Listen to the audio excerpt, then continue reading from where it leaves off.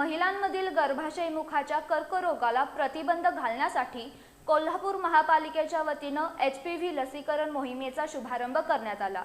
14 वर्षे पूर्ण झालेल्या आणि 15 वर्षांखालील किशोरवयीन मुलींना ही लस मोफत देण्यात येणार आहे।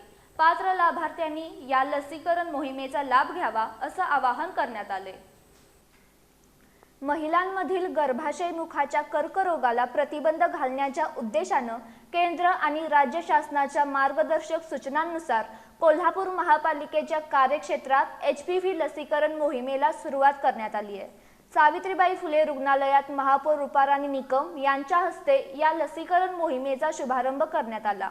या मोहिमेद्वारे 14 वर्षे झालेल्या आणि 15 वर्षांखालील किशोरवयीन मुलींना HPV लस मोफत देण्यात येणार आहे।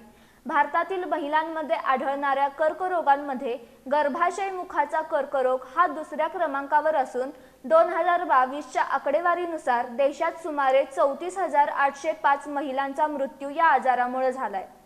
या आजारापासून संरक्षण मिळण्यासाठी वेळेत लसीकरण करणं हा अत्यंत प्रभावी उपाय मानला जातो।